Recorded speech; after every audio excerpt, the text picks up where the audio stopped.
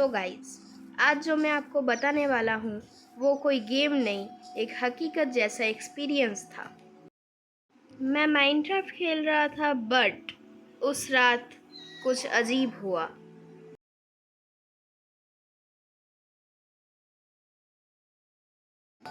मैंने एक normal world create किया और नाम था लास्ट नाइट। सब कुछ ठीक था, ट्रीज, रिवर्स, एनिमल्स। फिर मैंने सोचा रात होने से पहले एक छोटा सा घर बना लेता हूँ। अब तक सब कुछ ठीक चल रहा था बट जैसे ही रात हुआ सब कुछ सडनली चेंज हो गया। डोर से एक आवाज़ आई। मैं डर के बोला, कौन है वहाँ?"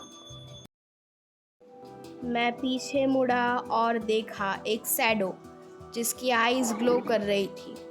ये कौन है? कहीं हीरोब्राइन तो नहीं? और उसी टाइम मेरा गेम लैग करने लगा। ब्लॉक्स अपने आप ही टूट रहे थे और अचानक मेरा प्यारा घर जलने लगा। स्क्रीन पे एक मैसेज आया, उसमें लिखा था, तुम अकेले नहीं हो इस वर्ल्ड पे। नहीं, ये पॉसिबल नहीं हो सकता। मैं जितना दूर हो सके उतना दूर भागता रहा लेकिन वो शैडो मेरे पीछे आ रही थी। मैं मुड़ा और देखा हीरोब्राइन बिल्कुल मेरे सामने।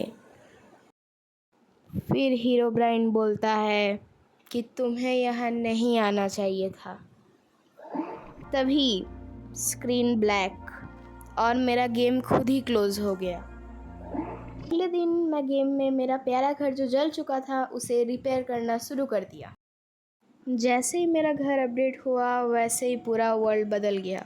स्काई ब्लैक होने लगे, सन गायब हो चुका था। नहीं, ये मेरा वर्ल्ड नहीं हो सकता। मैं फिर थोड़ा एक्सप्लोर किया और एक साइन बोर्ड देखा जिस पे लिखा हुआ था, तुम वापस क्यों आए। मैं जहाँ पर भी जाता वो शैडो मेरे साथ साथ जाता और पास आने पे वो शैडो गायब हो जाता था। पर फिर अचानक मेरा कैरेक्टर रुक गया। स्क्रीन पे एक मैसेज आया, रन। मैं फुल स्पीड में भाग रहा था। मैप ग्लिच होने लगा, सेम जगह रिपीट होने लगे। ये क्या हो रहा है मेरे वर्ल्ड पे? अचानक सब शांत हो गया। मैं धीरे से पीछे मुड़ा और इस बार क्लियर था, हीरोब्राइन नहीं, कुछ और। उसकी आंखें लाल थी और फेस काफ़ी स्कैरी था। उसने बोला, वॉइस भाई क्या मौजा मिला क्या? अब तुम इस वर्ल्ड पे फंस चुके हो और तुम चाह के भी इस वर्ल्ड से नहीं निकल सकते। फिर मैं जब दूसरे दिन लास्ट नाइट वर्ल्ड को ओपन किया तो इस बार रात ख़त्म ही नहीं हो रही थी। ना सुबह ना सनराइज़, बस अंधेरा और अजीब आवाज़। नहीं, ये नॉर्मल सर्वाइवल नहीं है। मैं चल रहा था और मुझे एक विलेज मिला पर सारे घर टूटे हुए।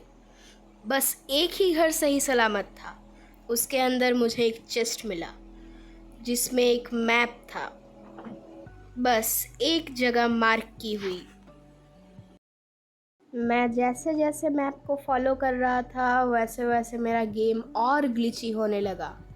ट्रीज़ उल्टे होने लगे, ज़मीन के अंदर से आवाज़ें आने लगी। मैं फाइनली उस जगह पे पहुंचा। वहाँ पे एक रिचुअल बना हुआ था, रेडस्टोन और फायर के साथ, और बीच में एक साइन बोर्ड था जिसमें लिखा हुआ था, कैन नॉट एस्केप। ये सब मेरे वर्ल्ड पे किसने बनाया? अचानक लाइटनिंग स्ट्राइक्स होने लगे और फिर वो स्पॉन हुआ। ना पूरा हीरोब्राइन ना पूरा ह्यूमन। उसकी आंखें रेड और वाइट दोनों थी। और फिर वो बोलता है कि तुम यहाँ 3 बार आ चुके हो और अब तुम यहाँ के ही हो। मैंने जल्दी से अपनी नेदराइट स्वॉर्ड निकाली और उस पर अटैक करने चला गया बट मेरे अटैक का उस पर 0 डैमेज हुआ।